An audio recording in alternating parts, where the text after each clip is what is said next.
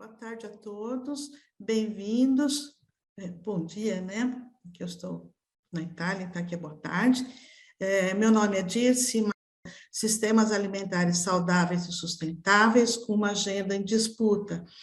Eu vou convidar desta mesa a doutora Josefa Garcia. Ela tem graduação e mestrado em Medicina Veterinária pela Universidade de São Paulo, é especialista em gerenciamento ambiental pela Exalc USP e é doutora em saúde global e sustentabilidade pela Faculdade de Saúde Pública da USP. Atualmente é pesquisadora do PENS e a doutora Josefa Garcia irá ministrar a palestra ambientais da dieta brasileira. Por favor, doutora Josefa, você tem a palavra com 15 minutos para a apresentação. Bom dia, Dirce. Bom dia a todos. Eu vou aqui compartilhar com vocês o slide. É uma alegria estar aqui com a Jennifer, com a Elisabetta, com a Tereza. Foi me solicitado falar sobre os impactos ambientais da dieta brasileira.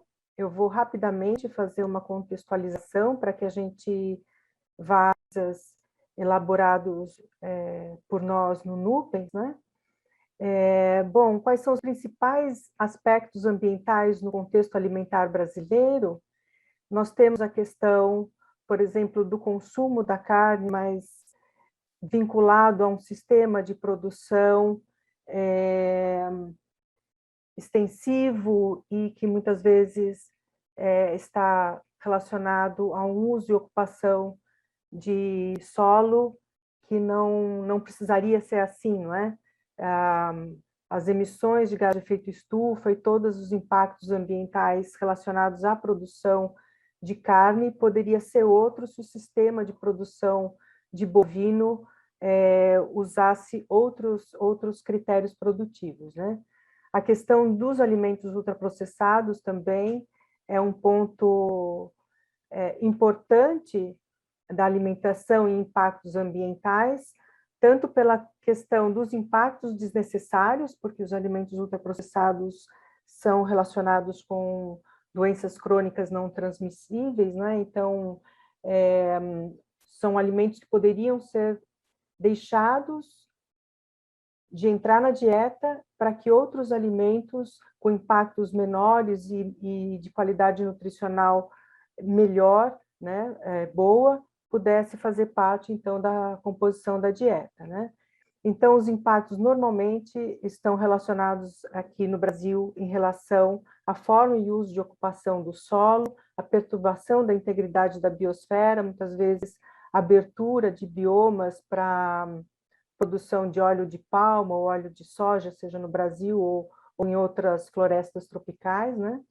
A aspersão de poluentes orgânicos persistentes, como os agrotóxicos, por exemplo, e o uso de plástico como responsável por 80% dos lixos no oceano, principalmente garrafas, né, as garrafas PETs e recipientes descartáveis de alimentos prontos para consumo, né? Como medir os impactos ambientais da dieta, aqueles que a gente consegue mensurar, porque muitos impactos nós não conseguimos colocar nesse método de avaliação. Daqui para frente eu vou falar bastante sobre avaliação de impacto ambiental a partir da avaliação de ciclo de vida de produtos, que inclui toda a contabilidade de materiais, de água e energia que são usados em todo o processo, desde a extração dos recursos naturais até a disposição final dos resíduos, né? E também as saídas, como lixos, poluentes e outras emissões durante todo o processo.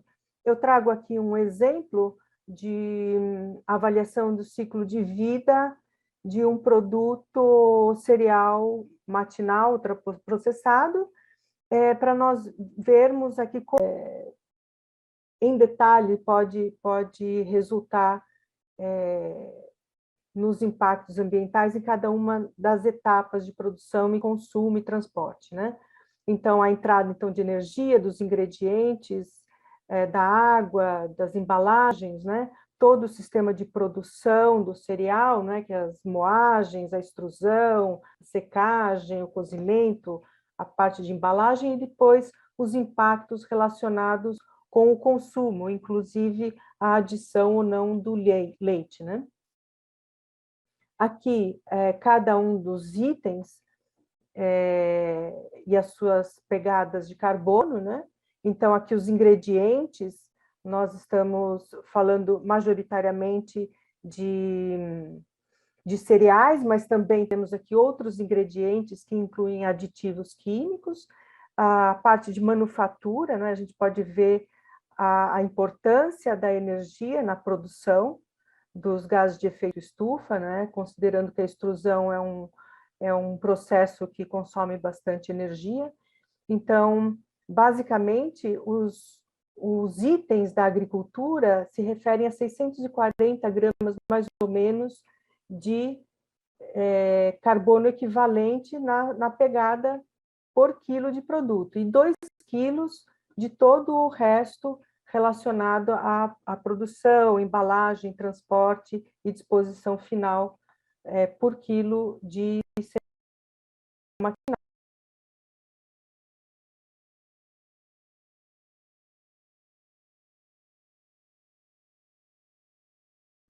Que seria o cuscuz que a gente come no café da manhã, né?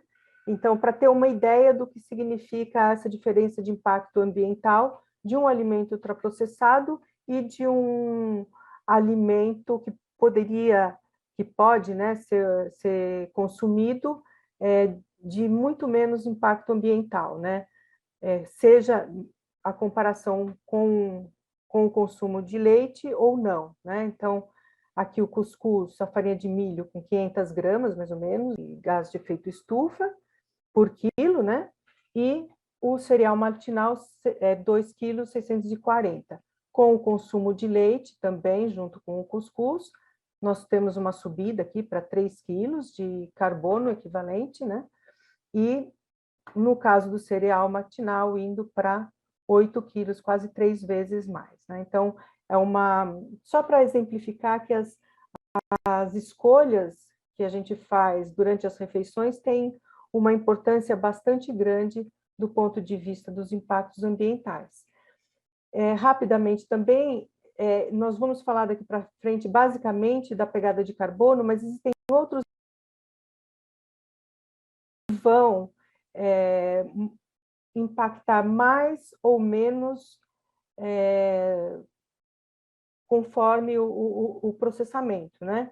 Então, por exemplo, o uso da terra, ele é muito importante para a parte dos ingredientes agrícolas, mas se eu for pensar, por exemplo, na depleção de recursos abióticos de origem fóssil, então o processamento tem uma contribuição relativa à pegada de carbono, né? Então, nós temos que ter isso em mente, que não, para fazer uma avaliação de impacto ambiental, o ideal é que a gente tenha o maior número possível de indicadores ambientais, né? Aqui nós vamos começar, então, a ver os resultados dos trabalhos que nós desenvolvemos lá no Nupens. Nós trabalhamos aqui com o estudo de impacto ambiental do consumo alimentar total, e nós vamos ver esses impactos, essas pegadas, por extrato sociodemográfico e por níveis de consumo de carne bovina. Esses impactos ambientais foram calculados pela POF usando o consumo, né, da pesquisa de orçamentos familiares de 2008 e 2009, e os coeficientes de impacto ambiental dos alimentos e preparações culinárias consumidos no Brasil, né? A pegada de carbono da dieta, então, calculada para o Brasil, foi de 4.489 gramas de carbono equivalente por pessoa a dia. Aqui nós podemos ver uma comparação com outros países, não é? Com a Argentina, Estados Unidos e França, assim, níveis similares, né? E uma pegada bem menor para o Peru, né? E a última coluna, eu trago aqui a pegada de carbono de uma dieta sustentável e adequada, publicada por HIT e colaboradores, né? E a partir de então a gente consegue ver que para que a gente poderia ter uma redução, de acordo com a sugestão de HIT, né, de 30% da pegada de carbono da dieta brasileira, mantendo a sua qualidade nutricional, né? Então, esse valor que eles calcularam aqui foi pensando numa dieta, né, que estivesse alinhada com as metas do Acordo de Paris para se manter o aumento da temperatura média do planeta em 1,5 graus de temperatura, tá? Aqui, então, a pegada de carbono do consumo alimentar segundo variáveis sociodemográficas, não é?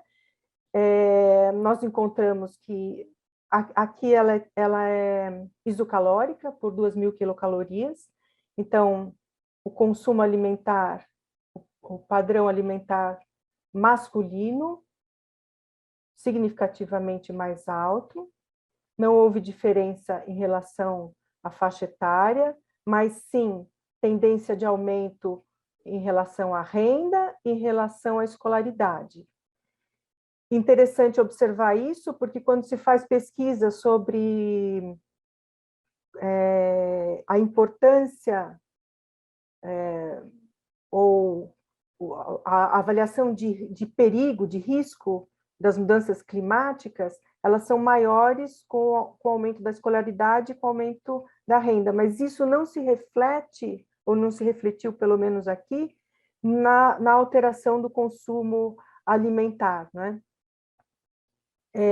Então, uma preocupação que não se reflete na prática, né?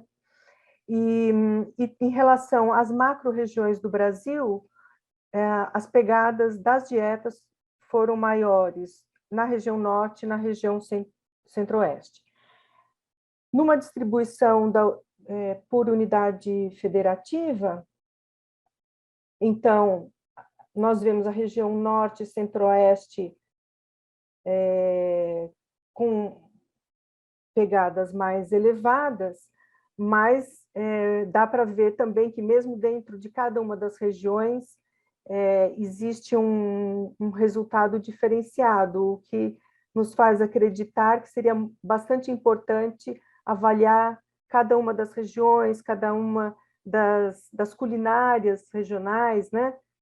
Assim como temos estudos, por exemplo, da culinária mediterrânea e outras culinárias que podem ajudar na redução de emissão de gases de efeito estufa, a gente poderia também ter estudos mais detalhados, mais aprofundados nesse sentido, né?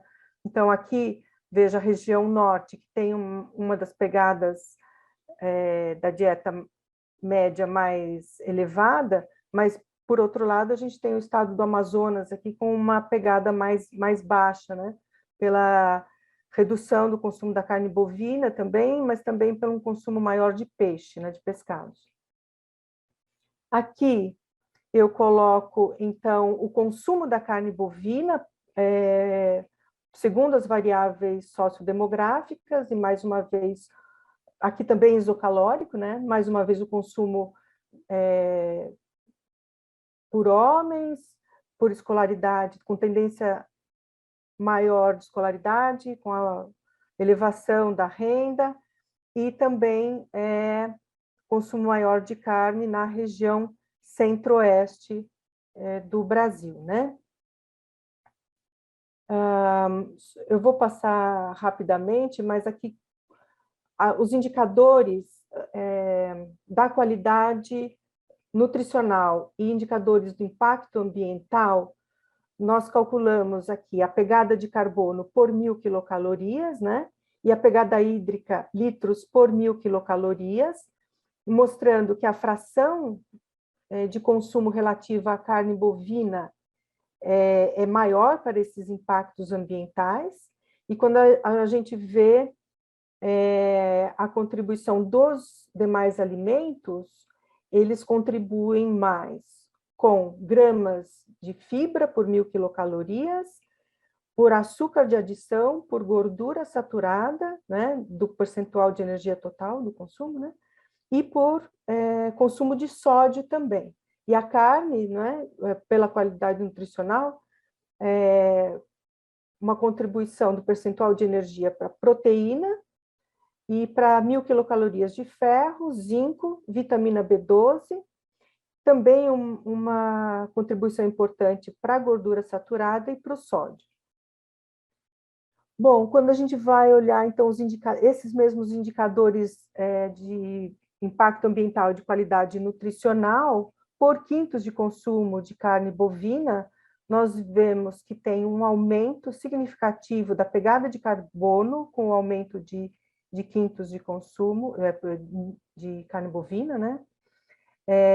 Um aumento da pegada hídrica, também uma tendência de aumento no consumo de sódio e na gordura saturada, e uma tendência de diminuição do consumo de açúcar de adição em relação ao consumo de carne bovina, né? Para os quintos... agora, quando o indicador é proteína, ferro, zinco e vitamina B12, também uma tendência de aumento, com o aumento do consumo de carne bovina, e uma redução no consumo de fibra, com a redução, né, conforme sobe o consumo da carne bovina. Agora, para diminuir, eu estou querendo correr aqui para dar o nosso tempo, né? O consumo nutricional inadequado segundo quintos da contribuição percentual da carne bovina para a energia total. Então, só mudar aqui. Tá. Nós tivemos o aumento do valor da odd ratio para gordura saturada, então, quanto maior o consumo de carne bovina, né, maior o consumo inadequado de gordura saturada.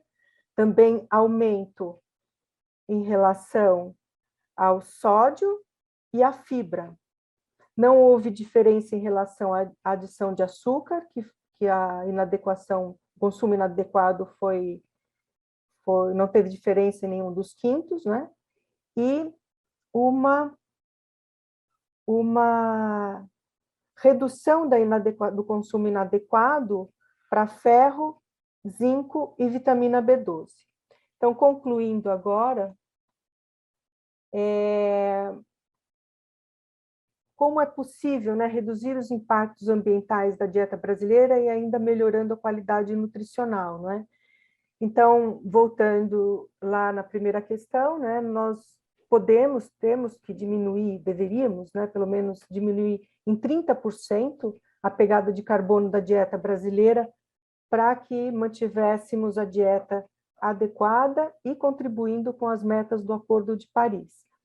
A redução no consumo da carne bovina do Brasil diminuiria as pegadas ambientais da dieta e o risco de doenças crônicas relacionadas, uma vez que tem uma redução significativa da gordura saturada, do sódio, não é?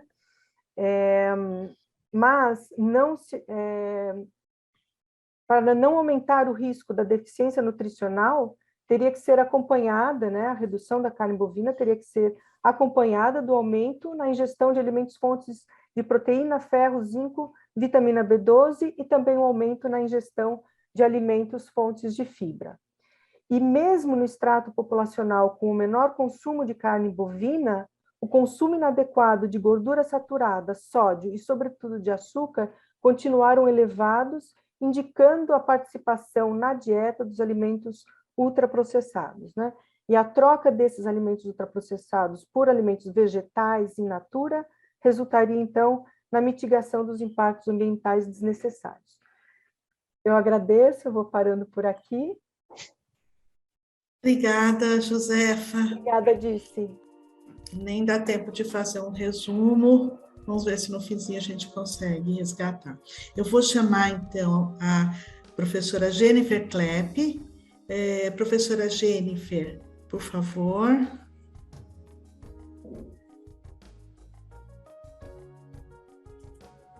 Thank you very much. Muito obrigada. Eu vou apresentá-la ao nosso público. professora Jennifer Clapp é diretora de pesquisa no Canadá em segurança alimentar. Sustentabilidade da Universidade de Waterloo, no Canadá. Seus livros mais recentes incluem Food, terceira edição, Speculative Harvests, Financialization, Food and Agriculture, e Hunger Imbalance, The New Politics in International Food Aid. Ela é membro do comitê diretivo do painel de especialistas de alto nível em segurança alimentar e nutricional, do Comitê das Nações Unidas sobre Segurança Alimentar Mundial e membro do painel internacional de especialistas em sistemas alimentares sustentáveis. Uma honra tê-la aqui. Ela irá ministrar a palestra Sistemas Alimentares e Sustentabilidade. Dr. Jennifer, you have the stage and you have 15 minutes to deliver your speech.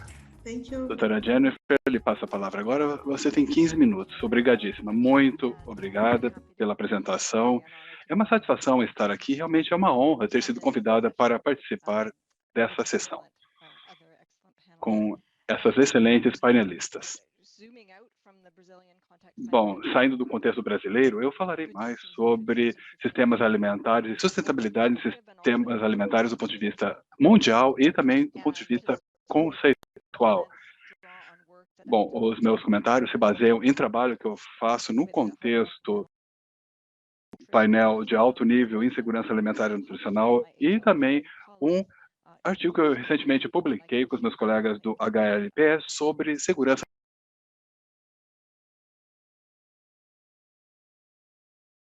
Na minha tela.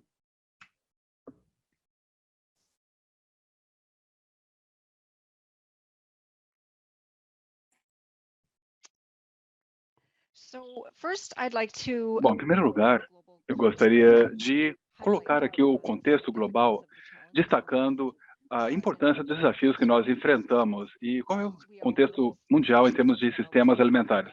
Já conhecemos essa estatística, mas eu vou brevemente mencionar aqui. Sabemos que mais de 800 milhões malnutridas de forma crônica e 2,37 bilhões de pessoas enfrentam insegurança alimentar moderada a grave e mais ou menos 1,9 bilhões de adultos estão supernutridos, ou seja, há muita desigualdade nos sistemas alimentares e há mais ou menos 1,5 bilhões de pessoas no mundo que sofrem de uma ou mais formas de deficiência de micronutrientes. Ao mesmo tempo que temos essas estatísticas tão preocupantes, nós sabemos que a qualidade dos ambientes alimentares são muito desiguais em diferentes partes do mundo.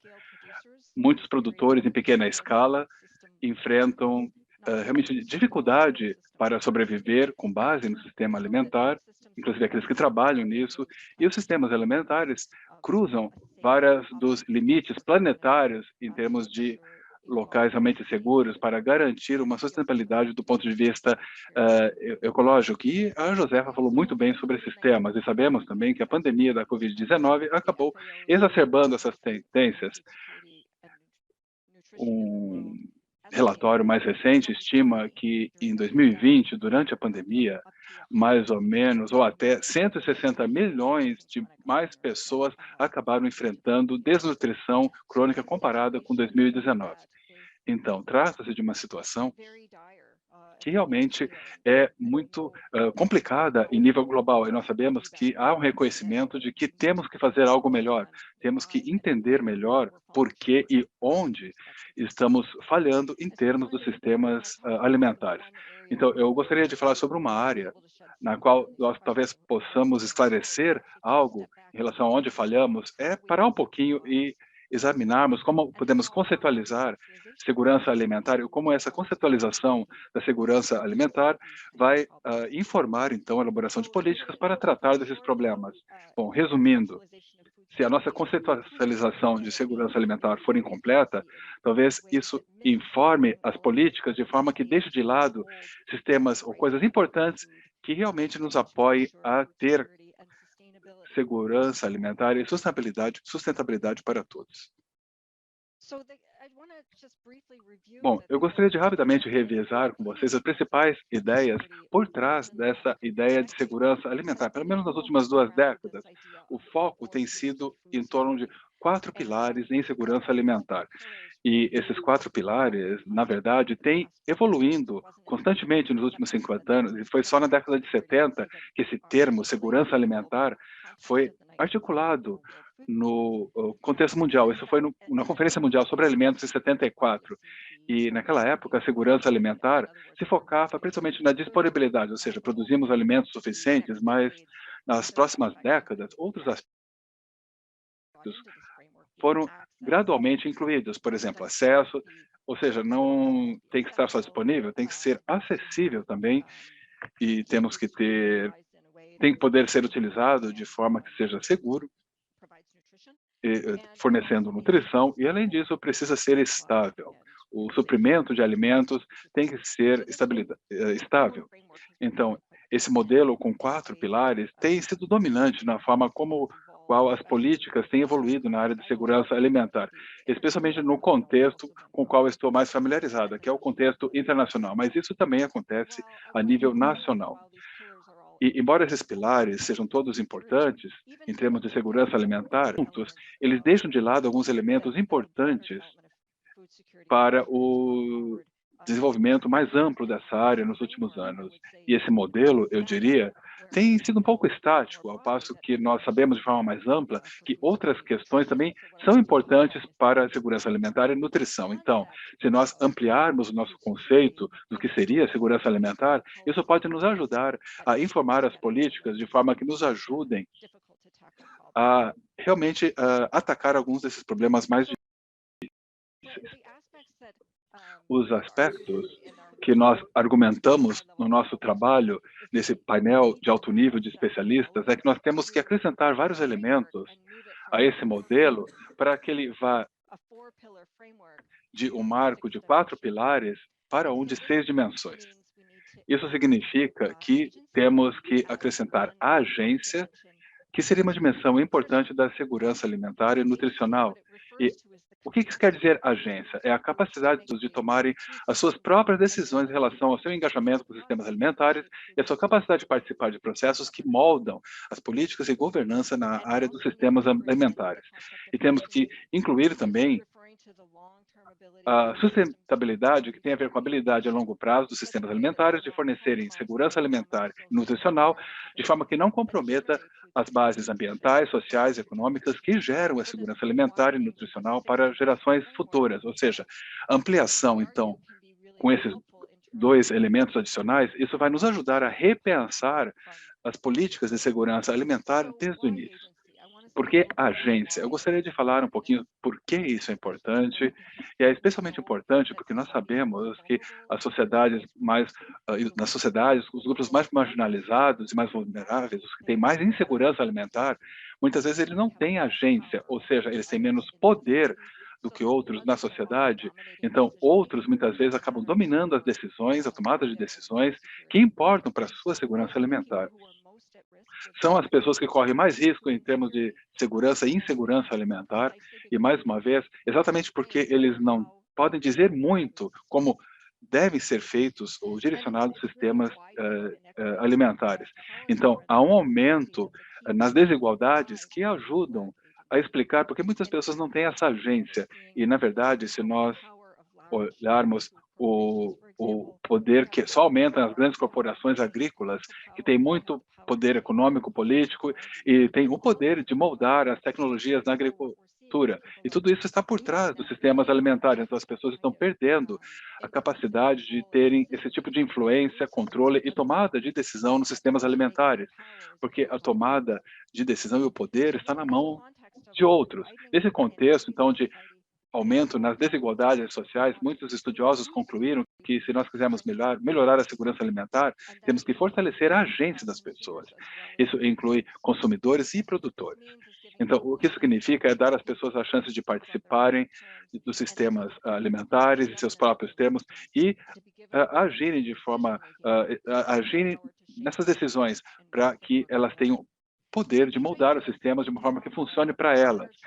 Então, olhamos a literatura, especialmente a literatura de desenvolvimento humano, e especialmente um trabalho sobre as capacidades para desenvolvimento humano, que prioriza os direitos humanos e as capacidades humanas para que as pessoas possam tomar as suas próprias decisões e garantir o seu próprio bem-estar.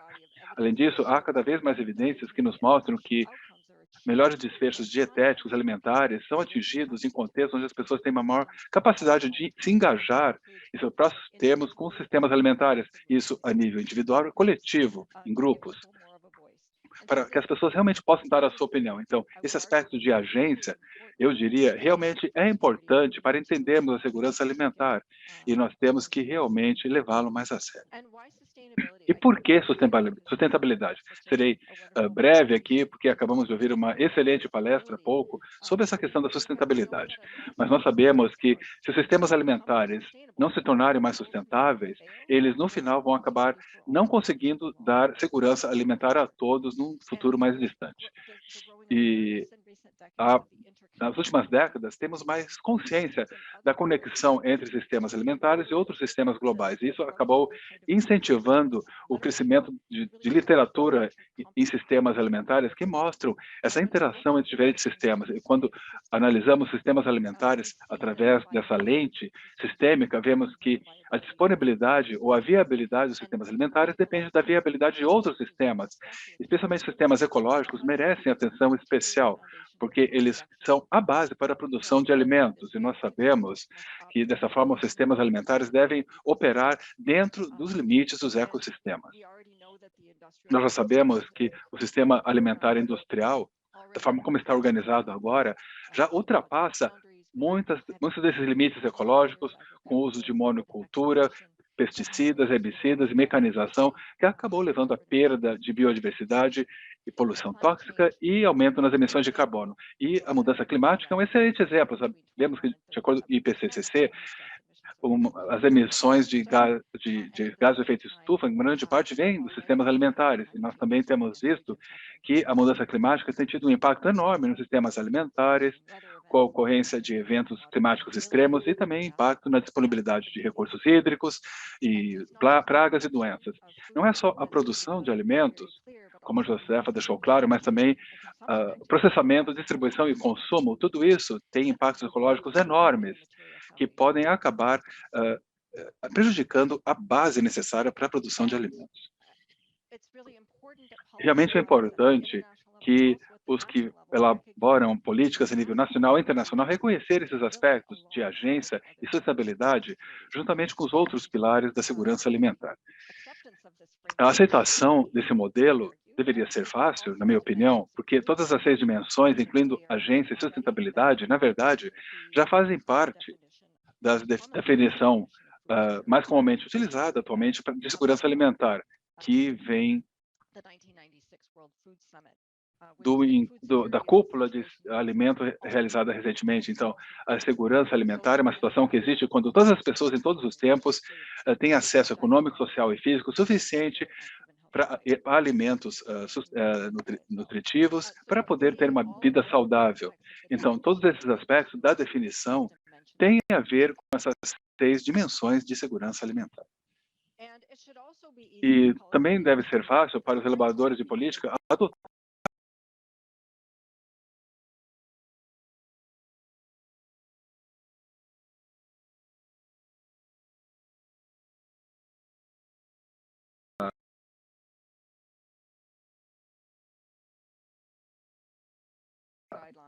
as diretrizes de 2004 sobre direito ao alimento, que já está implantada já há quase 2 décadas, e se a lermos, veremos que não só esses 4 pilares estão ali, disponibilidade, acesso, uso e estabilidade, não só são mencionados de forma direta nessas diretrizes de direito aos alimentos, mas também aspectos de agência e sustentabilidade também estão aí nessas diretrizes. Uma sociedade justa e democrática, na qual os indivíduos possam se alimentar e as suas famílias com dignidade e liberdade, ou seja, que elas possam dar a sua opinião em relação aos sistemas alimentares, e também que elas devem participar das tomadas de decisões de políticas relacionadas a alimentos, e também a capacidade das pessoas contestarem quando alguém vai contra o seu direito. E também ficou explícito em termos de proteção da sustentabilidade ecológica e da capacidade dos ecossistemas, e também fala sobre a preservação da biodiversidade, recursos que seja sustentável. Ou seja, tudo isso já faz parte desses modelos que são utilizados para orientar as políticas, mas, ao mesmo tempo, muito disso ainda só foca naqueles 4 pilares. E nós podemos falar sobre isso, se tivermos tempo depois, na sessão de perguntas, mas tem havido uma certa resistência política por parte de alguns governos de adotar esse modelo. Mas, ao mesmo tempo, eu fiquei muito satisfeita com o lançamento do relatório que se refere a esses 6 pilares. Realmente foi muito bacana ver isso acontecer hoje de manhã. E o que temos argumentado em nosso trabalho é que mudanças críticas em política são necessárias para apoiar a agência e a sustentabilidade dos sistemas alimentares, especialmente tendo políticas que não se foquem só em aumentar a produção de alimentos, indo na direção para priorizar direitos humanos, incluindo o direito aos alimentos, para melhorar a participação na governança dos sistemas alimentares, levando a uma distribuição mais equitativa dos recursos de produção, apoiando a agricultura com baixos insumos externos, como agroecologia. Tudo isso faz com que possamos incorporar melhor esses elementos de agência e sustentabilidade junto com outros elementos da segurança alimentar. Como eu já disse, temos cada vez mais pesquisas que nos mostram que esse tipo de intervenções em política acabam, sim, levando a uma melhor segurança alimentar e nutricional e também melhor sustentabilidade dentro dos sistemas alimentares. Vou resumir, então.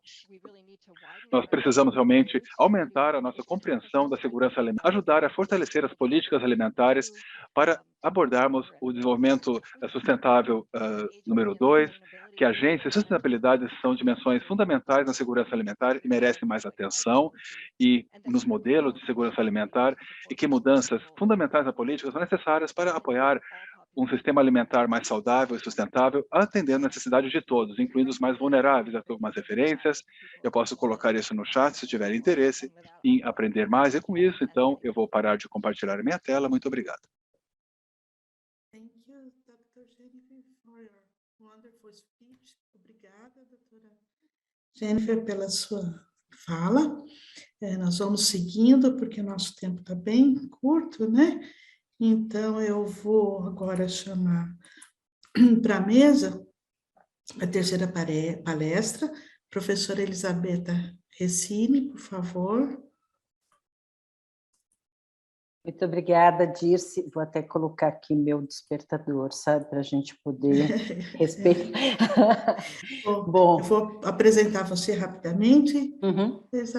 Professora Elisabetta Recine é do Observatório de Políticas de Segurança Alimentar e Nutricional da UNB, pesquisa políticas públicas em segurança alimentar e nutricional, sistemas alimentares, ambientes alimentares, também integra a Aliança Alimentação Adequada e Saudável, o grupo temático Alimentação e Nutrição da Abrasco e o painel de alto nível de especialistas do Comitê de Segurança Alimentar Mundial.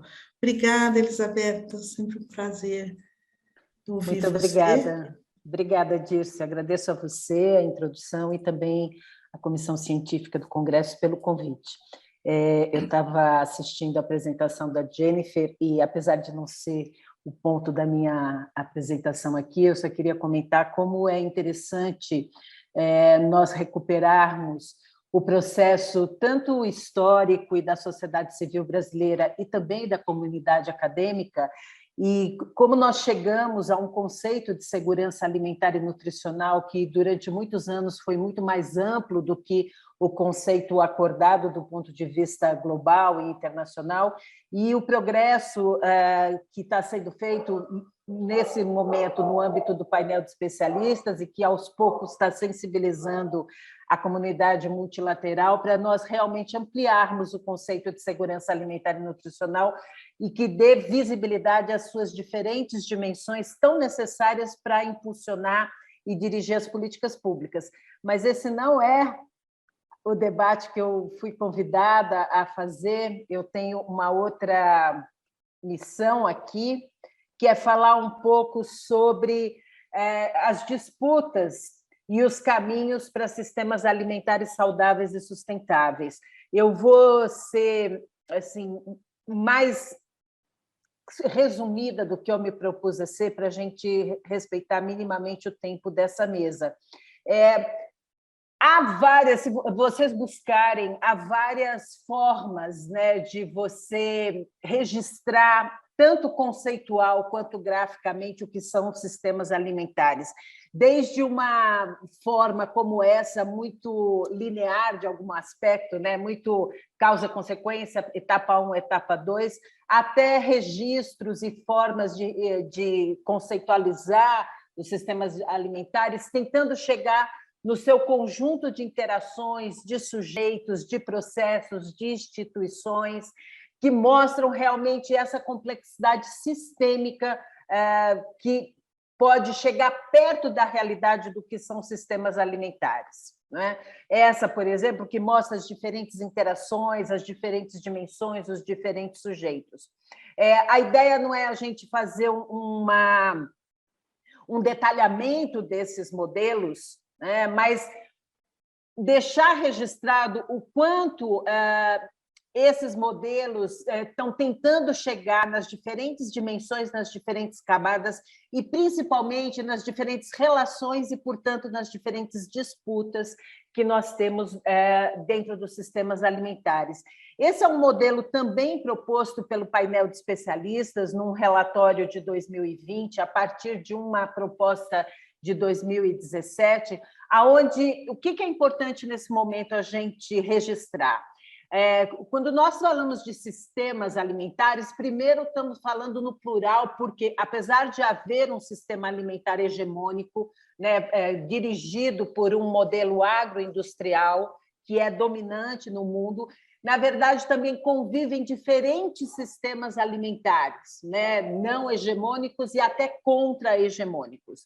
E o importante aqui é a gente pensar nesse modelo sistêmico que engloba sujeitos, processos, instituições, dimensões da questão alimentar, global, nacional e local, que vão desde a terra, de quem trabalha na terra, as sementes, os insumos, o que está sendo produzido, como está sendo produzido, o impacto dessa produção, todos os processos relacionados à transformação desses alimentos, os processos de abastecimento, o que configuram as condições que geram determinados comportamentos e determinadas características de consumo alimentar, que resultam também em determinadas características de saúde ou doença e os impactos relacionados a isso em relação a desperdícios, a sobras, a impacto ambiental ao longo de toda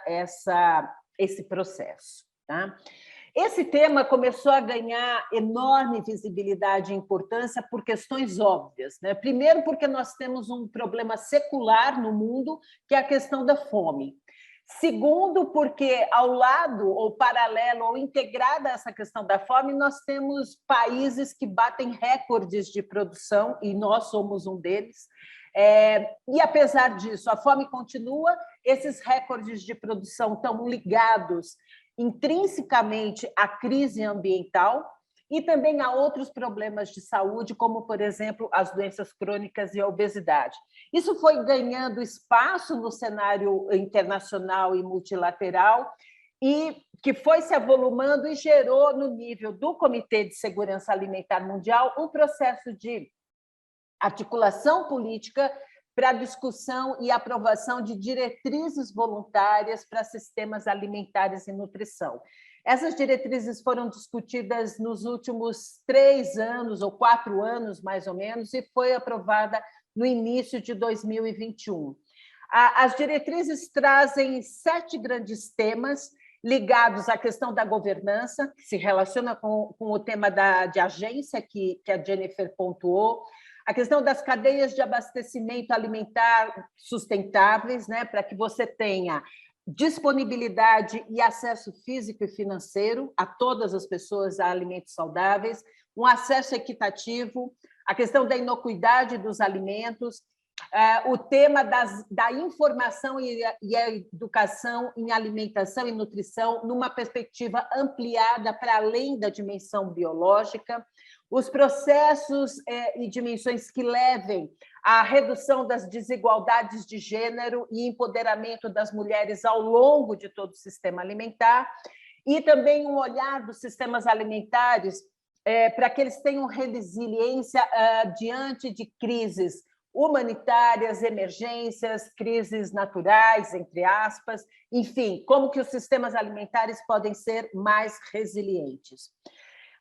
No momento, justamente quando estavam na etapa final da negociação das diretrizes, o secretário-geral das Nações Unidas anunciou, né, a convocação de uma cúpula sobre sistemas alimentares que ocorreu em setembro desse ano.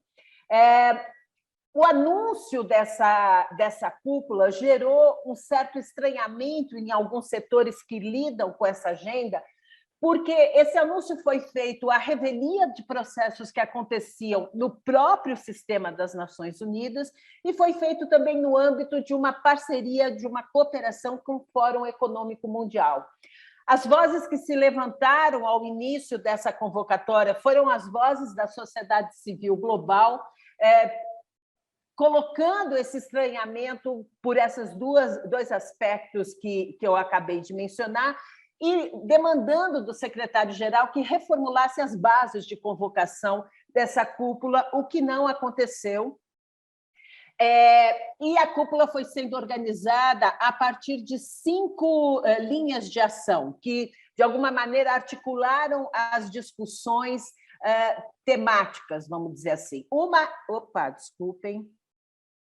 Uma a respeito de garantir o acesso a alimentos inócuos e nutritivos, a segunda, de adotar modalidades de consumo sustentáveis, impulsionar a produção articulada com a natureza, no sentido, as soluções baseadas na natureza, promover meios de vida equitativos e criar resiliência ante situações de emergência e crise.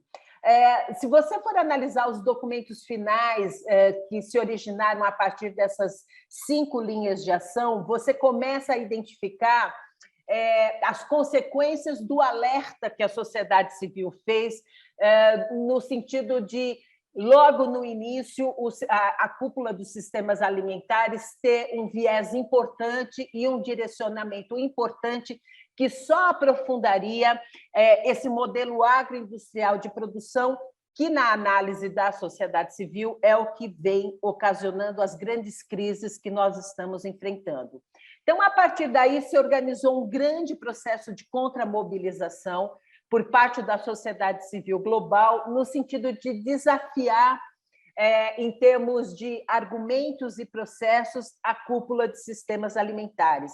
Isso foi um processo relativamente longo, que durou 2020, 2021, no sentido de manter um diálogo com a organização oficial da cúpula, tentando incidir na sua transformação, mas houve um reconhecimento, a partir de um determinado momento, que isso não era viável, e se partiu para um processo independente da sociedade civil, que foi pontuando questionamentos, críticas e propostas originárias da experiência real dos povos dos diferentes lugares do mundo a respeito de modelos de realmente transformação de sistemas alimentares rumo à realização do direito humano à alimentação adequada, sustentabilidade,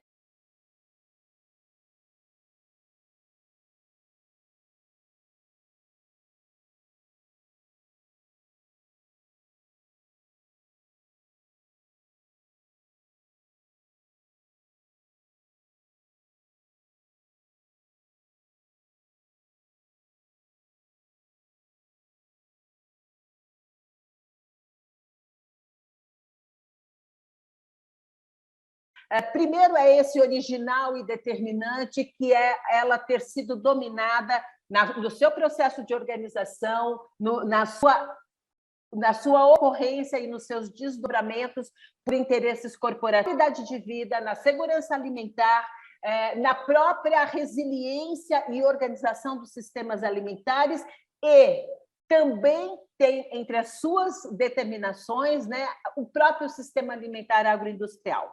Não estava fundamentada no referencial dos direitos humanos, apesar dos documentos aqui e ali isso ser citado, não reconheceu, de fato, a urgência de uma transformação profunda e estrutural para que os sistemas alimentares deixem das desigualdades e injustiças e passem a gerar justiça e equidade. E o seu processo, tanto de organização quanto os seus desdobramentos, enfraquecem profundamente os espaços multilaterais. Isso se reuniu no que essa crítica resumiu como a captura corporativa dos sistemas alimentares a partir das narrativas, da governança, das políticas públicas e da ciência. Esse é um estudo que o grupo da Contramobilização fez a respeito de quem, de fato, estava dando as cartas no processo de discussão e organização da cúpula. Eu não vou detalhar, mas só pelas logos e pelos nomes é possível identificar tanto transnacionais quanto fundações que vocalizam os interesses dessas transnacionais e que, infelizmente, hoje também são grandes financiadoras de muitas agências do sistema das Nações Unidas.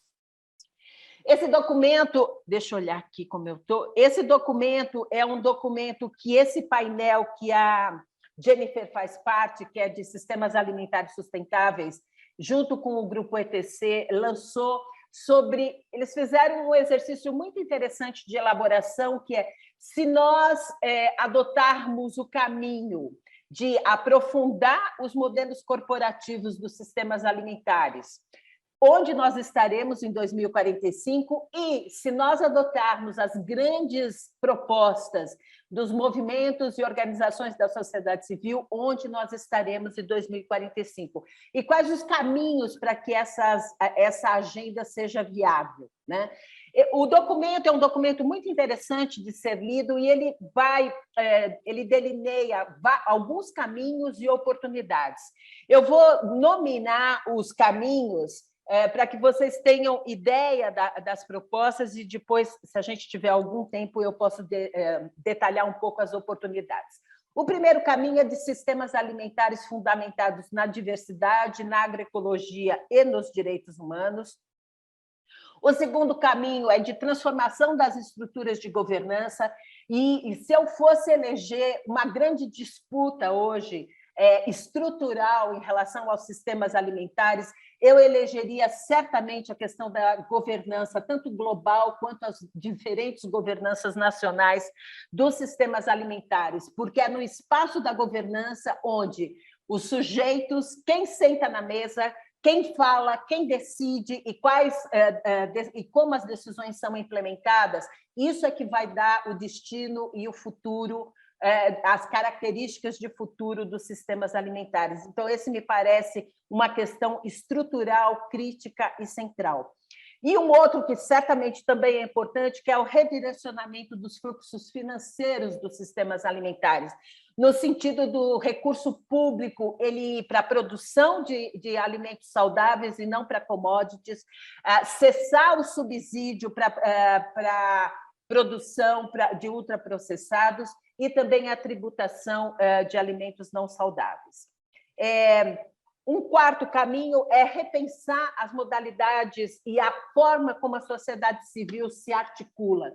Há diferentes agendas que precisam ser articuladas, por exemplo, a agenda de soberania, de segurança alimentar e nutricional e a agenda ambiental. Do ponto de vista teórico, essas agendas se articulam, mas do ponto de vista prático, é importante ainda investir num caminho complexo, mas extremamente necessário de articulação das organizações da sociedade civil em relação a isso. E, por último, eu queria dar algumas informações a respeito do contexto nacional, de como que a sociedade civil brasileira está lidando com isso, desde a extinção do CONSEA, no dia 1º de janeiro de 2019, a sociedade civil e os movimentos sociais que lidam com essa agenda no Brasil convocar uma conferência popular que se caracteriza por um processo permanente de mobilização. E, recentemente, nós fizemos 2 grandes iniciativas, eu não vou detalhar todas elas, mas só para pontuar. Nós realizamos um tribunal popular sobre a situação da fome no Brasil, onde o veredito não poderia ser outro, a não ser esse que está aqui colocado na tela, e aonde há um conjunto de recomendações para que essa situação se reverta. O Tribunal Popular foi baseado numa ação que está no Supremo Tribunal Federal, que exige que o governo federal, que o executivo brasileiro, tome medidas urgentes para reverter a situação de fome crescente no Brasil. E também nós realizamos um conjunto de encontros regionais, também em meados desse ano, e nós elaboramos uma agenda prioritária de mobilização rumo a um país livre da fome, com uma agenda para 2022 e para além de 2022, com 10 pontos, né, com 10 prioridades ligadas ao resgate de políticas públicas que foram importantíssimas para reduzir a fome no Brasil, para melhorar a qualidade de vida, a questão da preservação de territórios, a questão indígena, de povos e comunidades tradicionais, a questão da transição agroecológica, também uma agenda que vale a pena vocês conhecerem, que está no site da Conferência Popular por Soberania e Segurança Alimentar e Nutricional, e com isso eu encerro a minha fala. Muito obrigada. Obrigada, professora Elisabetta. Uma pena, né, que dava para ficar ouvindo mais tempo, mas vamos ver se no debate a gente ainda consegue, né, aprofundar alguns aspectos. Então, nós vamos, obrigada, vamos dar continuidade, chamando aqui para a mesa a professora Tereza Helena Gabriele Barreto Campelo. A professora Tereza Campelo, ela é titular da Cátedra Josué de Castro, da USP, e professora visitante da Faculdade de Saúde Pública da USP, pesquisadora do PENS, professora do Programa de Pós-Graduação em Políticas Públicas em Saúde, em Políticas Públicas em Saúde, da Fiocruz, e ex-ministra do Desenvolvimento Social e Combate à Fome no período de 2011 e 2016. Uma militante ativa também, né, nas questões importantes do cenário nacional. Então, vou te passar a palavra. Muito obrigada. Ela irá ministrar a palestra Políticas Públicas Intersetoriais para a Construção de Sistemas Alimentares Saudáveis e Sustentáveis. Obrigada, Tereza. Tem 15 minutos. Obrigado, querida Dirce. Uma alegria estar aqui com vocês. Queria agradecer aqui a Abrasco pelo convite. É uma honra enorme estar aqui em mais esse grande congresso da Abrasco. Não é a primeira vez que eu tenho a oportunidade de poder participar. Cumprimentar também minhas colegas de mesa, a Josefa, a Jennifer, a Beta, e em especial você, Dirce. Bom, eu fico com um pouco de receio da gente estar com uma mesa que tratou de 4, né, está tratando de 4 temas envolvendo sistemas alimentares, mas como nós estamos falando de um universo gigantesco, que deu um pouco para ver pelos mapas que a Beta nos trouxe, cada um de nós acabou fazendo uma opção por um olhar. Eu espero que, no conjunto, a nossa audiência consiga ter um pouco essa dimensão. E eu fiquei com essa tarefa, né, de falar sobre políticas públicas intersetoriais para a construção de sistemas alimentares saudáveis e sustentáveis. E a própria palavra intersetorialidade, de certa forma, ela é uma palavrinha mágica, né? Quando as pessoas falam intersetorialidade, todo mundo acha não só automaticamente que faz sentido, né? Como você vai fazer políticas setoriais fragmentadas, setorializadas? Então, o ser humano ele é integral, ele é único, né? Uno. Então, tem todo sentido construir políticas públicas intersetoriais. Falando na área de saúde, eu acho que isso faz mais sentido ainda, né, à medida que todo o debate que a saúde já construiu sobre determinantes, né, em saúde, que mostra, né, as várias questões que acabam impactando, né, na saúde ou na doença, né, saneamento, meio ambiente, questão de educação, todas elas com impactos fortíssimos na saúde, e em especial a pobreza, né, como um dos determinantes fundamentais em saúde.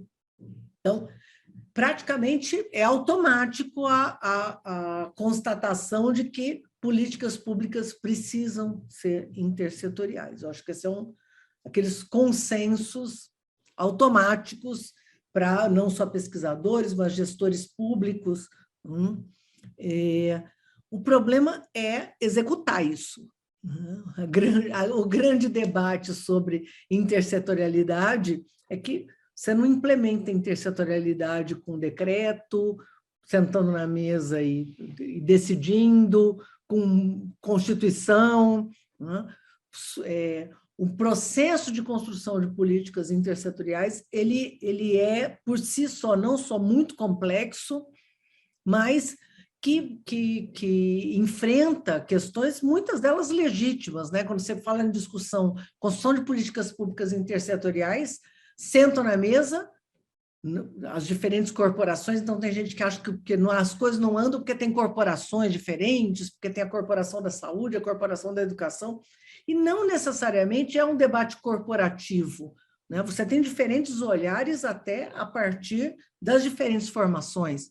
Isso é a riqueza, né? Cada um trazendo o seu aporte, que não necessariamente é automaticamente convergente. A hora que você senta na mesa, a dificuldade, né, desses diferentes olhares se coloca, e a necessidade de negociação muitas vezes te leva a um olhar superior sobre aquele problema a ser enfrentado de forma conjunta. Mas, até construir esse caminho, ele é muito mais difícil. Então, tem um debate sobre intersetorialidade e tem um debate de que você não constrói uma política só, né? Então, ou seja, não tem bala de prata para enfrentar problemas, muito menos quando você está tratando de um assunto que, por si só, já é intersetorial e multidimensional, como é sistemas alimentares, né? Então, você está falando não só do conjunto da cadeia da produção, de abastecimento, de acesso, né? de ser disponível, né? De educação, de regulação do mercado. Então, você está falando de um conjunto de aspectos, não só precisa desses diferentes olhares, como não tem uma política só que vá dar conta disso, ao contrário. Bom, eu acabei optando aqui por...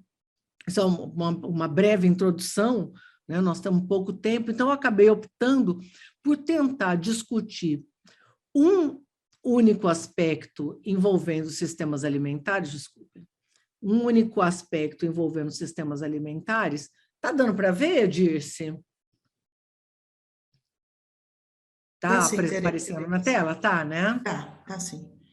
Então, acaba puxando para a discussão, foi bom porque cada uma de nós pegou um aspecto. Eu vou pegar aqui o aspecto que envolve segurança alimentar e insegurança alimentar, que é um debate, né, que é resultante, na verdade, de sistemas alimentares, né, e o impacto no ser humano, nas populações, que eu acho que tem muito a ver com não só fechar a mesa, como está trabalhando aqui no evento da Abrasco.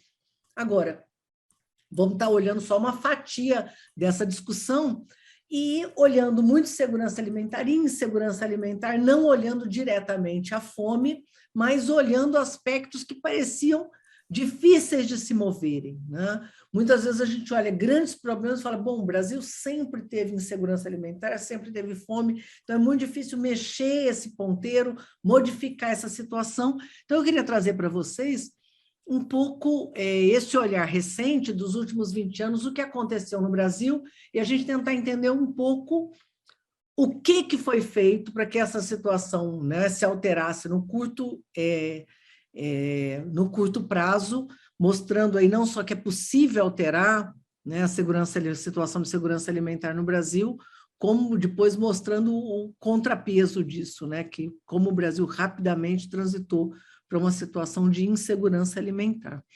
Então, primeiro, olhando aqui, a primeira vez que a escala brasileira de insegurança alimentar foi aplicada no Brasil foi em 2004, por isso eu não trago os dados do período anterior, porque é a primeira vez que no Brasil se realizou esse inquérito, né? Aqui em azul é a situação da população brasileira em situação de segurança alimentar, ou seja, aqueles que não só têm acesso a alimentos em quantidade, em qualidade, diversidade, né, suficiente, como as várias situações de insegurança alimentar, seja a insegurança alimentar leve, moderada, e a insegurança alimentar grave, que seria um similar à ideia da fome, sem querer, não vou poder detalhar o assunto, mas a insegurança alimentar leve envolve, inclusive, a perspectiva de ter acesso a alimentos, né? Uma das perguntas é se a pessoa acha que vai ter dinheiro suficiente para se alimentar no mês que vem, numa situação que hoje está muito presente na mesa do brasileiro, né? Com essa discussão de tem benefício, vai cair o Bolsa Família ou não, as pessoas se perguntam, bom, esse mês de novembro eu vou receber, né? Vou estar trabalhando, vou estar empregado, vou ter acesso a alimentos ou não, então mesmo tendo dinheiro para comprar comida hoje, você não sabe se vai ter no período próximo, né? A insegurança alimentar grave, moderada, quando as pessoas já pulam uma refeição por dia, fazendo um resumo muito superficial, e a insegurança alimentar grave não só quando as pessoas já não comem o suficiente, mas mesmo as crianças já não estão comendo o suficiente para se alimentar por dia. Então, esse inquérito foi aplicado em 2004 pelo IBGE, depois em 2009, percebam que poucos anos depois, né, menos de 5 anos depois, quando essa pesquisa quando a EBI é de novo aplicada, a gente já tem um aumento bastante substancial na população em situação de segurança alimentar, né? Em 2013, mais ainda, portanto, num curto espaço de tempo, o Brasil é capaz de reverter todos os indicadores de insegurança alimentar e melhorar a situação de segurança alimentar, saindo de 64%, passando a 77%. Lembrando aqui que o Brasil saiu do mapa da fome em 2014, né? E que em 2014 nós tivemos o ano com menor índice de pobreza da história registrado no IBGE e também uma situação de segurança alimentar. Nenhuma das políticas públicas foi revertida, portanto, supomos que 2014 continuou avançando a agenda de segurança alimentar. Nós não temos essa medida em 2014 e 2015, e no próximo momento em que esse inquérito foi aplicado, foi junto com a pesquisa de orçamento familiar em 2017 e 2018, mostrando já uma reversão importante, né, que, na minha avaliação, aconteceu entre 2015 e 2017, portanto, você vê a dificuldade em se construir uma agenda de políticas públicas que tirasse não só o Brasil do mapa da fome, mas garantisse segurança alimentar, ou seja, alimentação em qualidade, em quantidade, diversidade suficiente, né? Rapidamente, a gente volta para uma situação de insegurança alimentar pior já que a gente encontrava em 2004, e aí temos o quadro da pandemia revertendo completamente essa situação.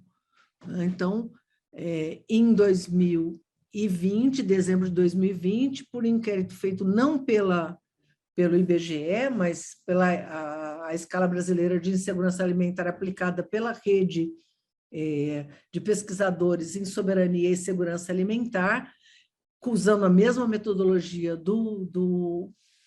que vinha sendo aplicada no Brasil, nós chegamos a uma situação dramática de 55,2% dos brasileiros em situação de insegurança alimentar. Então, o que eu acho que seria interessante olhar aqui para discutir intersetorialidade, como o Brasil sai dessa situação e o que acontece depois. Então, para isso, eu vou usar rapidamente o que a própria FAO, né, a Agência das Nações Unidas, que estuda e analisa não só alimentação, mas segurança alimentar no mundo, e em especial no Brasil, o que a FAO destacou em 2014 no relatório que ele fez sobre a situação de segurança alimentar no Brasil, tentando explicar por que o Brasil tinha tão rapidamente alterado essa situação de insegurança alimentar, né?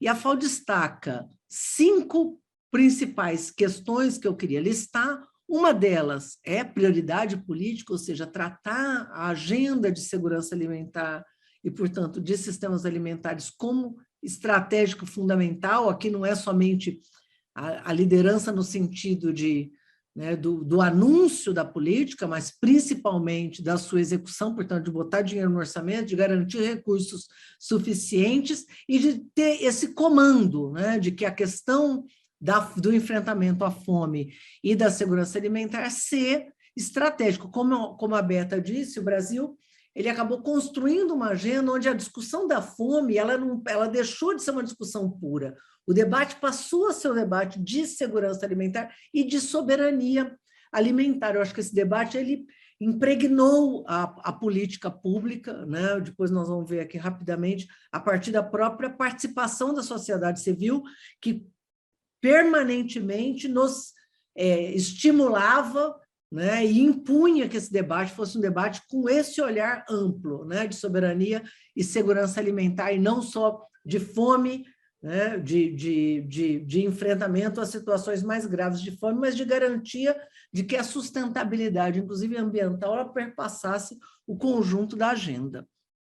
E isso estava dado pelos conceitos, né, que foram organizados no Brasil, do ponto de vista legal, né? Quando a gente vê a legislação brasileira, né, a Lei Orgânica da Segurança Alimentar no Brasil, ela traz esse conceito amplo, né, superando, portanto, aquele debate restrito com relação à fome e acesso a alimentos básicos, colocando a questão da qualidade, da sustentabilidade, da cultura como estratégicos, né?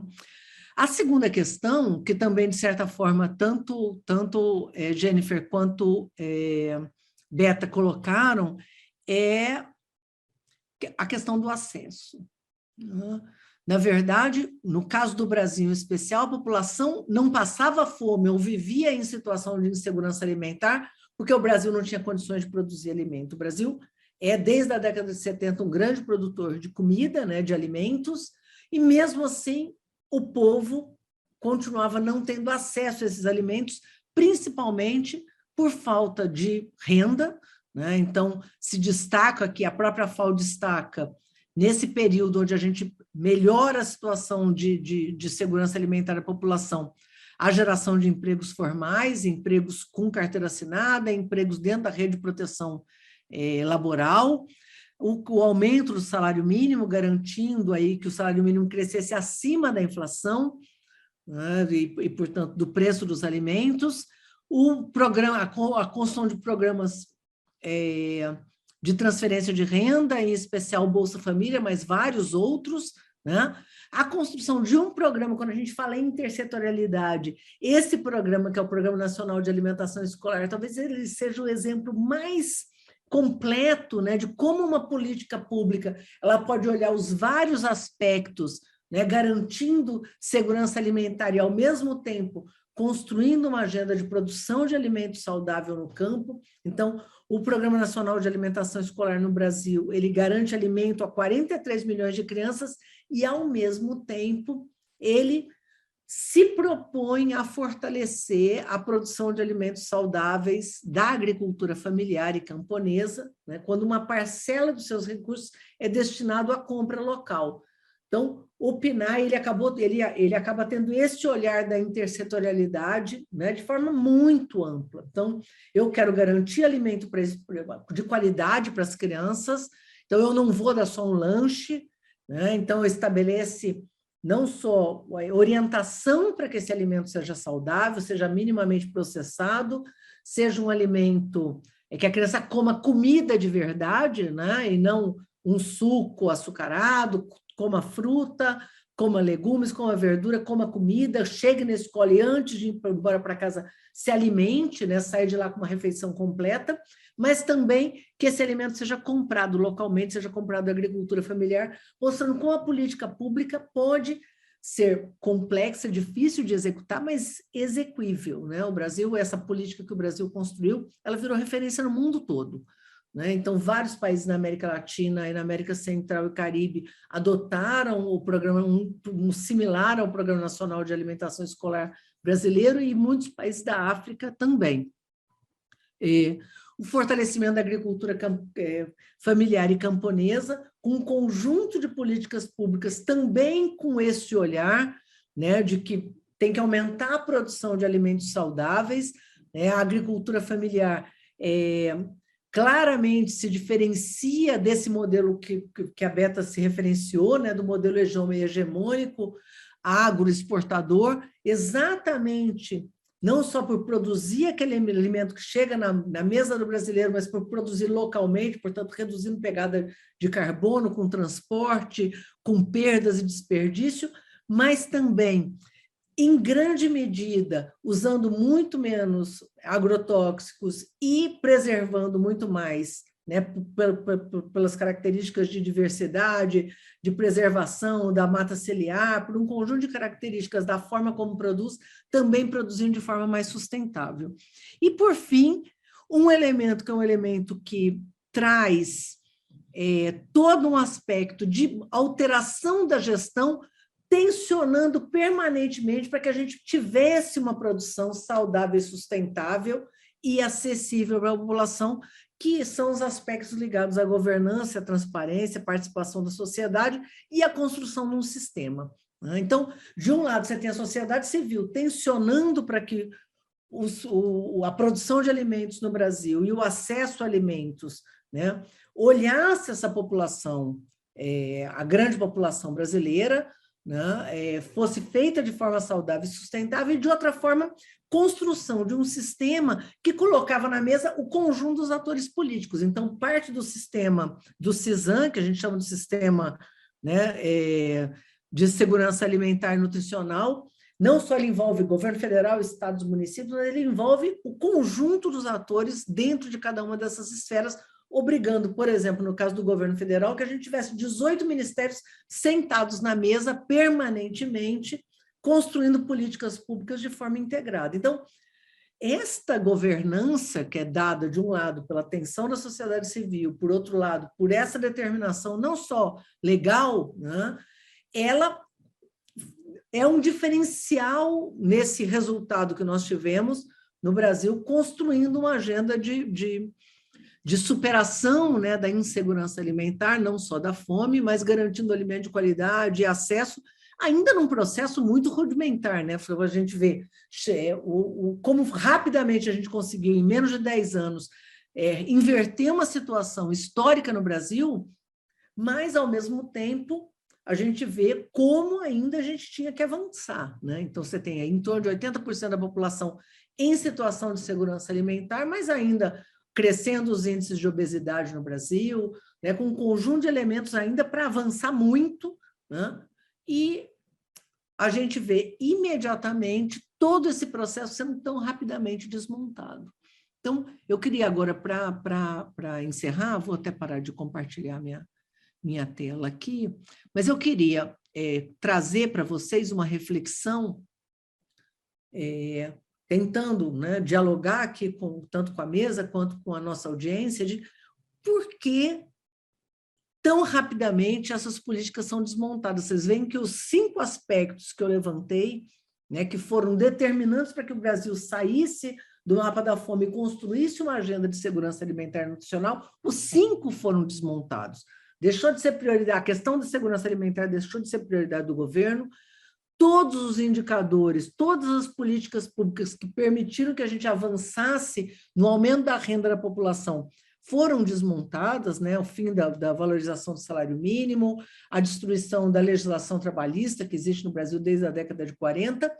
Finalmente, né, vou falar rapidamente sobre isso, lamentavelmente, nas últimas 2 semanas, O próprio Bolsa Família, que é um programa que existe há 18 anos no Brasil, talvez o maior exemplo mundial de programa intersetorial com resultados espetaculares na área de saúde e na área de segurança alimentar e nutricional, também foi desmontado, né? O Bolsa Família é o primeiro mês que a população não recebe, foi substituído por um outro programa absolutamente questionável e em todos os sentidos. Depois, se vocês tiverem interesse, a gente pode falar um pouco mais sobre isso.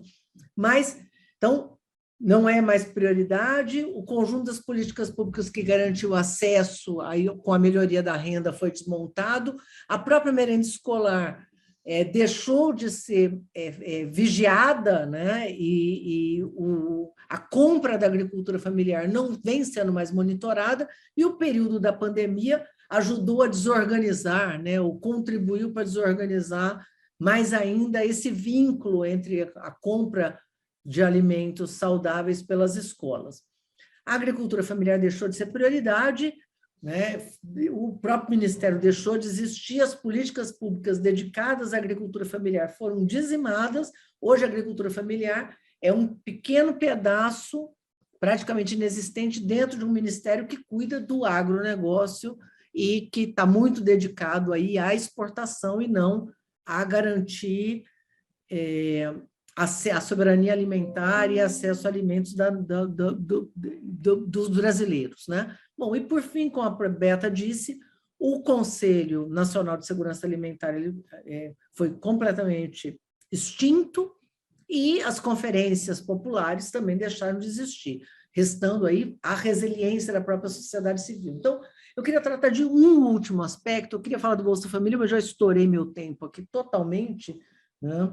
Bolsa Família, que é mais do que um programa de transferência de renda, né? Porque como ele era embasado no cadastro único, e o cadastro nos dava essa referência de conhecimento da população, quem estava na família, como morava, se era no campo, se era na cidade, se tinha cisterna, se tinha energia, quer dizer, esse conjunto de informações permitia que o Estado brasileiro planejasse, né, como chegar a essa população e, principalmente, como construir políticas intersetoriais, como foram as políticas de cisternas e tantas outras.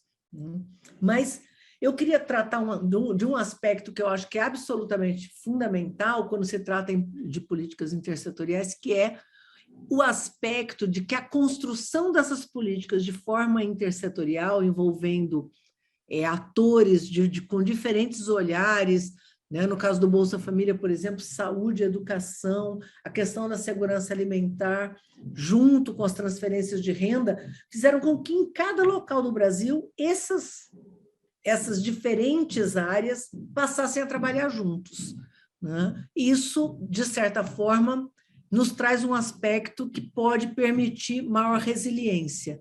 Talvez seja das áreas onde o processo de desmonte não seja mensurável, né? Porque é muito difícil de você medir o processo de desmonte. Eu consigo medir o desmonte em termos financeiros, né? Em desorganização do serviço público, mas da intersetorialidade você não tem ainda como fazer essa medição, né? E ao mesmo tempo que ela provavelmente está sendo um elemento de maior desmonte, ela também é um elemento de resiliência em cada uma desses locais onde a gente mantém o serviço público sentando juntos, se conhecendo, né, e tentando aí resistir a esse processo de desorganização das políticas públicas que a gente está vivendo hoje no Brasil. Então, acho que eu passei um pouquinho meu tempo, né, Dirce? Obrigado, viu, querida? Estou às ordens. Mas é difícil, né? Com esse tema apaixonante, essas dificuldades, essa indignação de ver esse desmonte, é difícil. Infelizmente, nós só temos 2 minutos para o final da sessão, a gente tem que interromper realmente às 13h15, já avançamos bastante o horário, mas eu queria transmitir para vocês comentários elogiosos da nossa audiência, que as pessoas estão maravilhadas com essa mesa, que excelentes apresentações, que estão gratas pelo compartilhamento desse conhecimento. enfim, foi um retorno bem positivo e foram assuntos bastante importantes, visões distintas que se complementam. Pena que a gente não tem todo o resto da tarde, porque teríamos assunto para conversa aqui, né, para uma prosa boa. Mas eu acho que essa mesa estimula, inclusive, que a gente arregace mangas, né, e se incorporem nesses chamamentos, como a Elisabetta nos trouxe, para essa agência e tudo mais, para que a gente consiga efetivamente transformar sistemas alimentares, ter um país sem fome, ter um mundo que não corra esse risco que nós estamos tendo, né, de extinguir o nosso próprio planeta. Então, eu gostaria de encerrar e agradecer demais a vocês, agradecer a audiência, agradecer toda a equipe que nos apoiou aqui, da produção, tradutores e tudo mais, e desejar um bom almoço aí para vocês do Brasil. Thank you. Tchau, tchau. Um abraço grande. Obrigada, gente. Obrigada. Obrigada. Tchau. Muito obrigada.